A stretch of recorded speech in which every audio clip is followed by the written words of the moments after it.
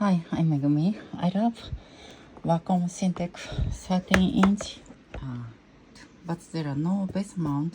Yes. How do I do this? I recommend to do with this stand and take off this part and take off this part. Then place base mount as you like and put the positions with your pen like that. Then try to drill down.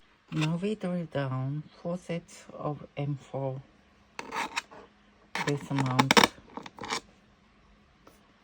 using hand screws and nut and mount this.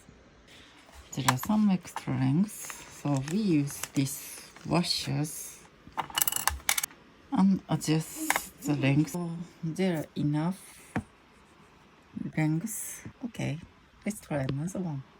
Finish to screw up 4 point of 10 millimeters base mount.